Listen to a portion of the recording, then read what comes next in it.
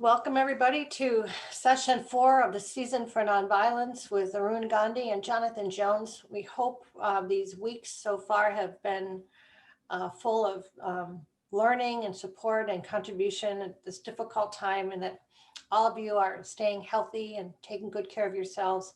My name is Kit Miller.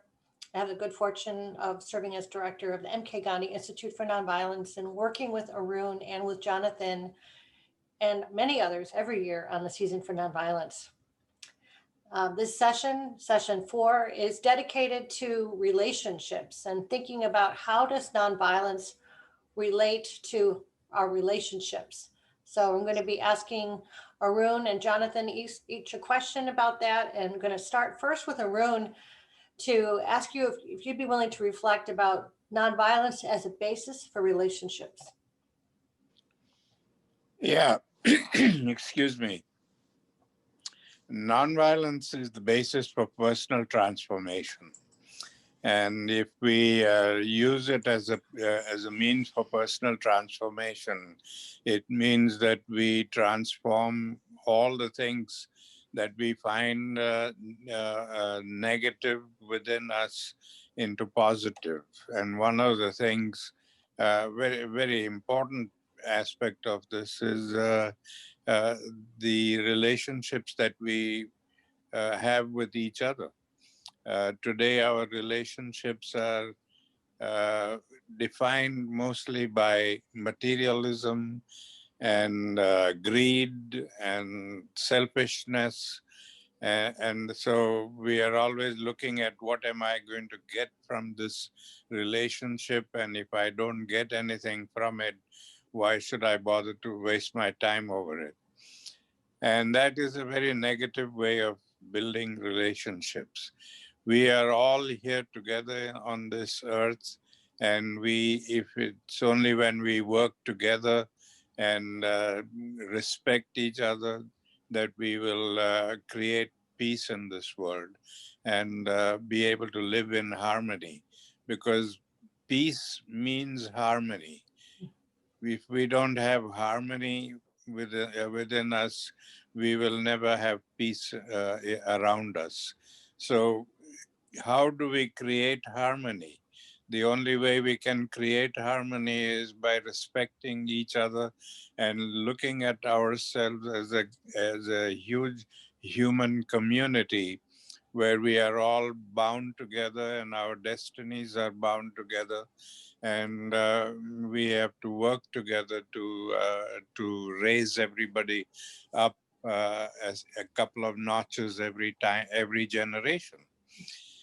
Now that requires good relationships, and in nonviolence, they say the best way to have a relationship is on the 4 principles of respect, understanding, acceptance, and appreciation. We have to respect ourselves and respect each other and respect our connection with all of creation. You know, we are living in this myth that we are independent individuals and we can do whatever we like and it's nobody's business. Nobody is independent. We are all interdependent, interconnected, and interrelated. And it's only when we respect that we will understand who we are and what we are and why are we here on earth. We are not here by accident. We are not here to while away our time from birth to death. We are here for a purpose. And at the very least, for each one of us, the purpose is that we leave this world and leave the community that we lived in a little better by our presence than we found it when we came in. And if we all learn to do that, to improve the community a little and make it a better community, then we are living a good relationship and we have a good relationship. So if we are able to do that and understand that, then we will accept each other as human beings. Today we have so many labels on us, religious labels and philosophical labels and race labels and color labels and national labels and God knows how many labels we have put on people. And we forget that behind those labels there is a human being. So we have to take off all those labels and just begin to look at each other as human beings and respect each other as human beings. And when we are able to do that, then we will be able to appreciate our own humanity. So that is the four pillars on which relationships should be built in a nonviolent society. And it's not impossible to do. If we broaden our minds and broaden our perspectives and accept everybody around us as part of our family, part of a human family, and start respecting everybody, then we will be able to create the harmony that is required for peace on earth. Thank you, Arun. The next question, Jonathan, is for you, and going to ask you to speak a little bit about nonviolence as a way to resolve issues and difficulties in relationships. Yes, thank you, kid. Thank you also, Room, for talking about relationships and how important relationships are as they relate to nonviolence. So when I was in prison, I participated a lot in AVP, the Alternatives to Violence Project. So after I got released, uh, I came to one of the landing strips here in Rochester, New York. And so a couple of years after that, somebody asked me, like, why did you like come to AVP after you got out of jail? Because we noticed that a lot of incarcerated people, after they get out in the streets, they may participate in AVP in prison, but once they come home, they just drift away. So why did you stay involved with AVP 2 years after your release? I said, you know what? It was the relationships that I built with the volunteers while I was in prison. And those strong relationships that I built, it was just natural for me once I got released to just come to land and strip out in the streets and continue to build on those relationships that I started in prison. And I would say that's the same thing that happened with the Gandhi Institute also. I mean, I met a couple of their staff people while I was in prison. So it was natural for me once I got released from prison that I come to the Gandhi Institute and meet the people.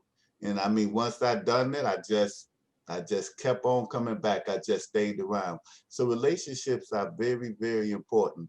And I would honestly say right now today is that because of those relationships that I built with the people of AVP, with the Gandhi Institute, that's why I'm still free after 5+ years. Relationships is very, very important. And how does that relate to nonviolence? Well, I believe in nonviolence, one of King's philosophies and principle 2 was beloved community. The beloved community is the framework for the future. And let me read a quote on what it says about beloved community.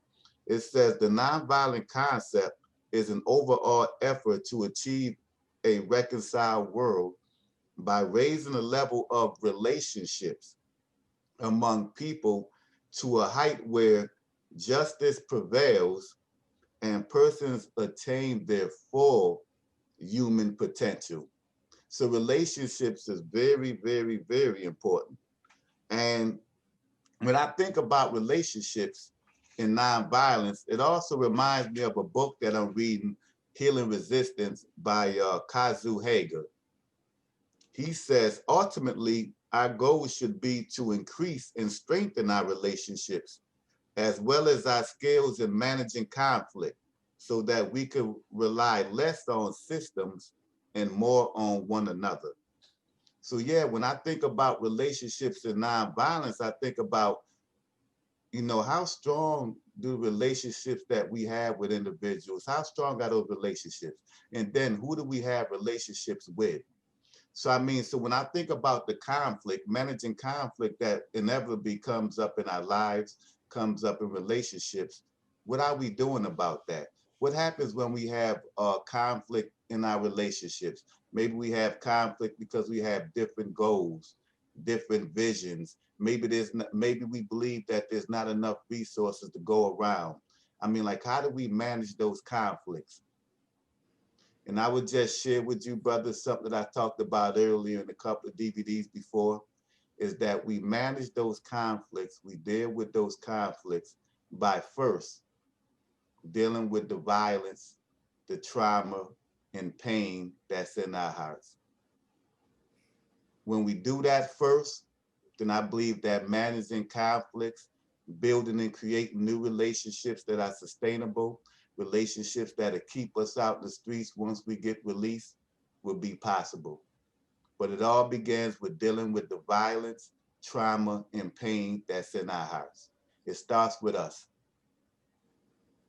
So this right here concludes DVD number 4. I almost forgot that what DVD series we was on. And so the next one, DVD number 5, me and Arun Gandhi is going to talk about King, and we're going to talk about Gandhi, how they relate to each other and their thoughts on nonviolence. And don't forget those questions that we asked you to write, some of the reflections, some of the things that you want me and Gandhi to try to reflect on and talk about in DVDs number 6 or 7. Talk to you again soon.